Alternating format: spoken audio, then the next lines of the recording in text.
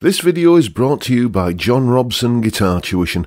If you enjoy the content, please consider supporting the channel by enrolling on a course, purchasing some guitar lessons or a t-shirt, or you can join my Patreon. Now, on with the show. Hello chaps, welcome once again to John Robson Guitar Tuition. As always, I do hope you're well. It's Tuesday, which means we're doing a top 5 list, and it's been a while since I've done like a frequently asked questions kind of video. You know, the kind of questions that I get either in the comments section underneath these YouTube videos, or questions I get from students, or via email, or other sources as well. And since I did the last of these type of videos, there's kind of been a few questions that seem to keep reoccurring, so I thought I'd address that today, starting with: how do you know when to call it a sharp or a flat? Yes, how do you know when you call something a sharp or a flat?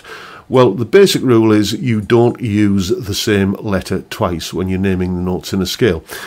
For example, if you have an F major scale, the notes in that scale are F, G, A sharp or B flat, C, D, E, and F. So F, G, A sharp, B flat, C, D, E, F. Now, because we've got an A here, we're not going to call this note the A sharp or the B flat by its A sharp name. We're going to call it B flat. So you get F, G, A, B flat, C, D, E, F. So you're not duplicating the same letter. For reasons that are a bit long-winded to go into now, it makes the reading of written music a lot easier if you don't duplicate the same letter. However, if you were thinking in terms of the B major scale, here's a B major scale, and it's got that A sharp or B flat note in that scale there, but we're going to call it an A sharp this time. Why? Because we've already got a B note in the B major scale. Okay, so we're not going to call this a B flat when there's already a B there in the scale. We're going to call it an A sharp. So that's basically the rule. Don't duplicate the same letter when you're naming the notes of a scale.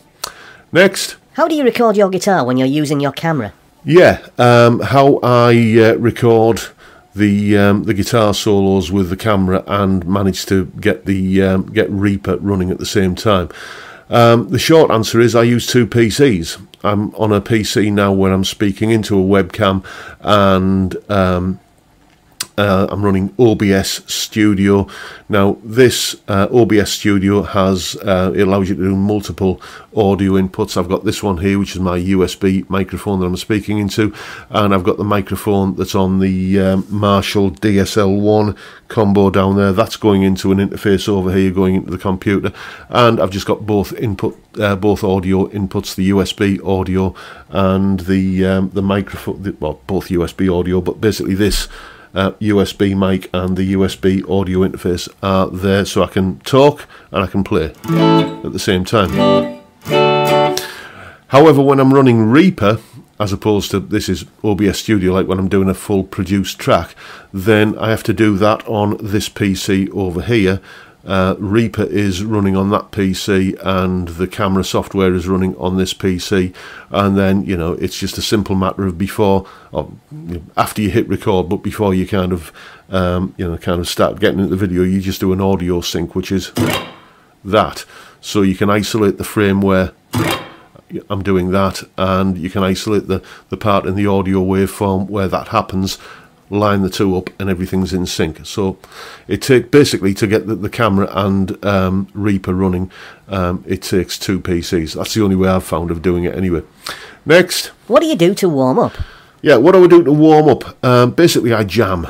Okay, I'll put a jam track on and just have a little bit of a noodle around. I'm not really a big fan of for myself, I'm not saying don't do this for yourself, but for me, I've never been a fan of all that kind of stuff, because what you're doing there is you're kind of practicing something that, when are you going to use that other than as a warm-up exercise? I'd rather kind of warm up by doing things that or getting things into the muscle memory that are then going to be useful elsewhere, but I just don't. That spider exercise isn't just something that I'm never going to use. The only reason I need to get good at that is if I want to practice that spider exercise. decades ago I did all of the kind of learning all of the scales, pentatonics and modes and harmonic minors and melodic minors and stuff like that. So all of that is there. I don't really need to, and it's been in the muscle memory for many a year. So I don't really need to go through that. So I'll just put on a jam track and jam. That's how I warm up, and it seems to work. Next. What's the trick to using a looper without timing problems? Yeah, now using a looper, people having timing problems with using a looper. The trick when you're using a looper is to just get into the groove before you start playing the loop. So if I was to play this little chord sequence, for example,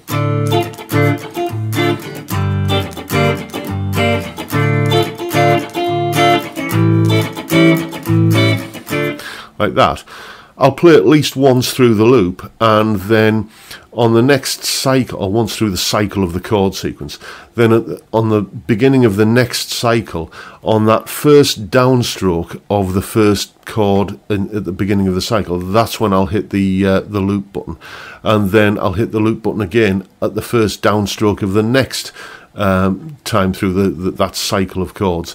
And that is how you get the loop to kind of create this perfect circular pattern of chords. Tell you what, here's a demonstration of me doing exactly that.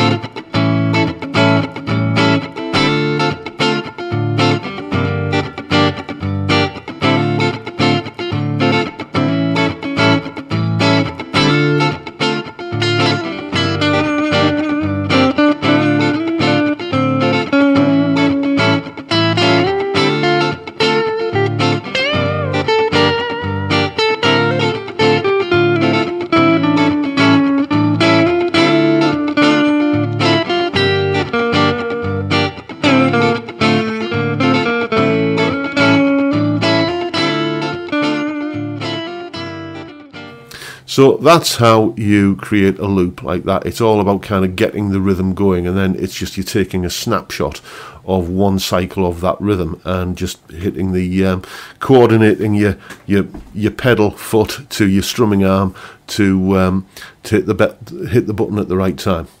Next. How do you remember all the stuff you know? Oh, no, yeah, this is a big one. How do you remember stuff? Well, basically, the short answer is understand it, and then it doesn't become a feat of memory. It just becomes something that you understand. Basically, the way I often describe this is it's like a neighbourhood that you're familiar with. You don't memorise it. You don't kind of sit staring at a map and committing, kind of street names to memory and, first right here, second left there and all that sort of stuff. If you know the neighbourhood, then you just know it intuitively. And that's the way I remember, the guitar. I mean, the other example is that you could say like a language, for example. Music is a language. Now imagine you had to give a speech in a foreign language, a language that you didn't speak, and for whatever reason that we won't go into here, you had to give a speech in that language. There's two ways you can do it. You can either do it phonetically and just memorise the pattern of sounds that your mouth needs to make, and you might get away with it. It might just work, but if you lose your train of thought, if you get lost, then you're absolutely screwed. Much better to understand the syntax and the grammar and the sentence construction in that language and have an idea of what the point is that you're trying to say. And then even if you do kind of lose your way, then you can still get there via another route because you understand, what the sounds that you're making, how they fit together to, as I say, construct sentences and make some kind of grammatical sense. So for me, it's all just about understanding what I'm doing, and the understanding came from just trial and error, piecing stuff together. That doesn't work there. Why? Here's an example. Okay, let's say you had a chord sequence in A minor.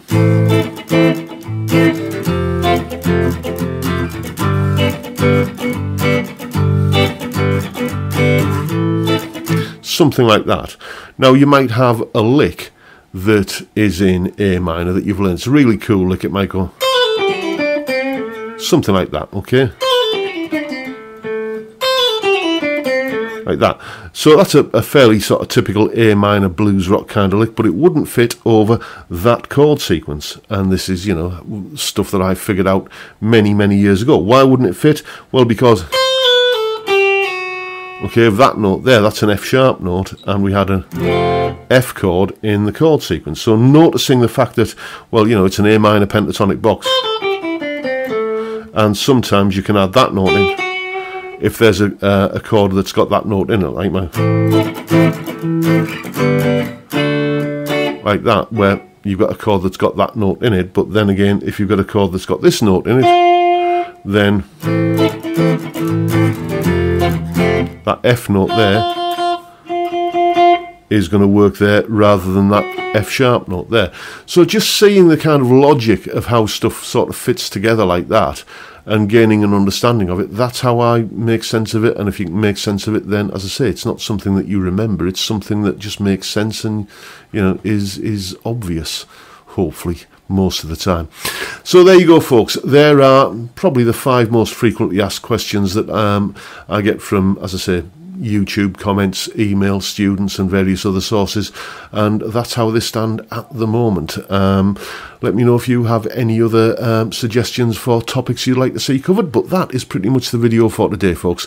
Hope you've enjoyed what you've seen and found it fairly useful in some small way, and if that's the case, please hit the subscribe button and the notification bell if you haven't already done so, and why not drop me a like while you're at it. Don't forget, as always, the live stream every Friday 5 PM UK time.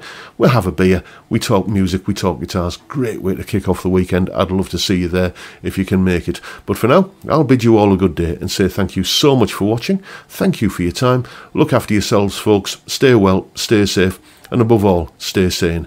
Bye for now.